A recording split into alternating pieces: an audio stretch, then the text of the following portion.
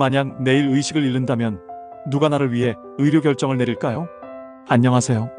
삶의 깊이와 지혜를 탐구하는 채널 마지막 수업입니다. 오늘은 우리 모두가 한 번쯤 생각해봐야 할 중요한 주제를 다뤄보겠습니다.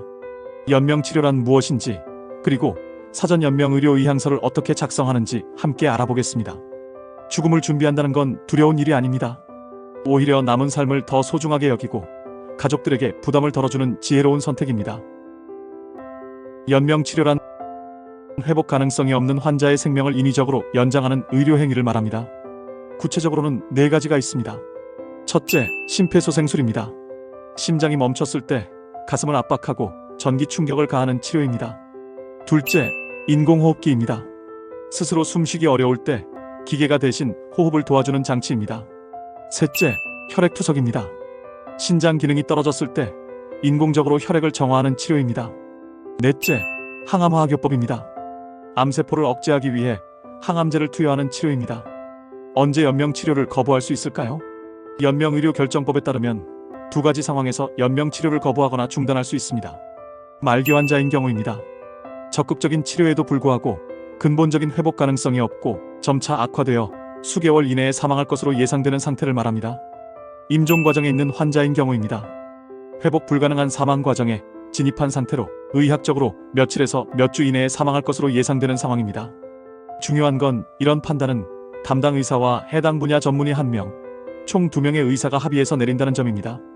사전 연명의료의향서는 의식이 있을 때 미리 작성해두는 문서입니다. 나중에 의식을 잃었을 때 연명의료에 대한 내 생각을 미리 밝혀두는 것이죠. 우리 모두 언젠가 떠날 때가 옵니다. 그때를 위해 미리 준비해두는 게 바로 사전 연명의료의향서입니다. 19세 이상 성인이라면 누구나 작성할 수 있습니다. 건강할 때 미리 작성해두는 게 가장 좋습니다. 아플 때는 판단력이 흐려질 수 있거든요. 1단계 준비물 확인. 신분증과 도장 또는 서명 준비가 끝났다면 작성 장소를 정해야 합니다.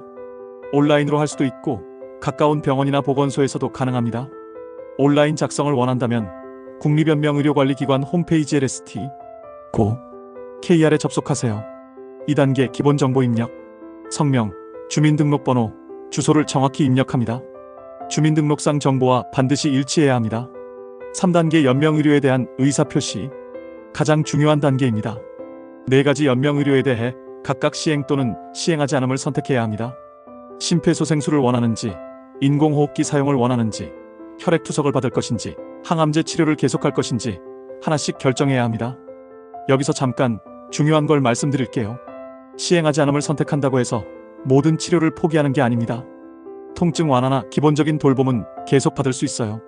4단계 호스피스 완화의료 의사표시.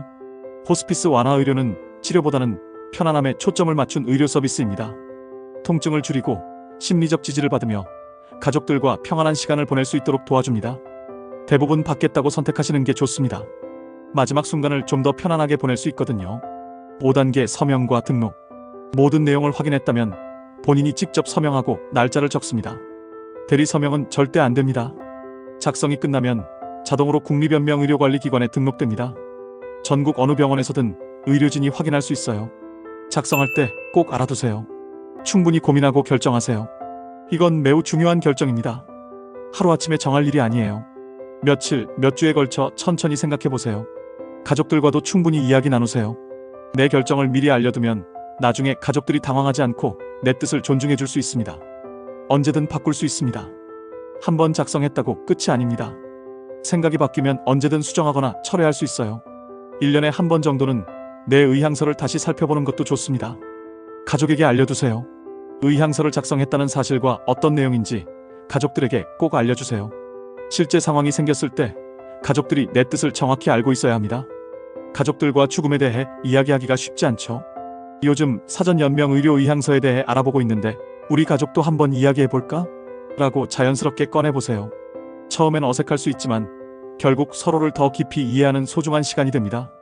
죽음에 대한 이야기가 아니라 어떻게 살고 싶은지, 무엇을 소중하게 여기는지에 대한 대화가 되거든요.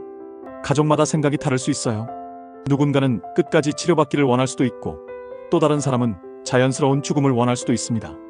서로 다른 생각을 인정하고 존중하는 게 중요해요. 감사한 일들 되돌아보기. 매일 조금씩이라도 지금까지 살아온 날들을 돌아보세요. 감사했던 순간들, 사랑받았던 기억들, 누군가에게 도움이 되었던 일들을 떠올려 보세요. 용서와 화해의 시간. 오랫동안 마음에 담아두었던 원망이나 후회가 있다면 조금씩 내려놓아 보세요. 완전히 잊을 순 없어도 그 무게를 줄여나가는 것만으로도 마음이 한결 가벼워집니다. 미완성된 일들 정리하기. 꼭 해야 할 일이 있다면 미루지 마세요. 사랑한다는 말, 고맙다는 인사, 사과하고 싶었던 마음들을 표현해 보세요. 오늘 우리는 연명치료와 사전연명의료의향서에 대해 함께 알아봤습니다. 이건 어떻게 살 것인가, 어떻게 마무리할 것인가에 대한 깊은 성찰의 과정입니다. 사전연명의료의향서를 작성한다고 해서 죽음을 앞당기는 게 아닙니다. 오히려 남은 삶을 더욱 소중하게 여기고 매 순간을 의미 있게 살아가는 계기가 됩니다. 충분한 시간을 두고 깊이 생각해 보세요. 그리고 사랑하는 사람들과 진솔한 대화를 나누어 보세요. 그게 바로 지혜로운 삶을 사는 방법입니다. 다음 시간에도 삶의 깊이와 지혜를 함께 나누겠습니다. 건강하시고 평안하세요.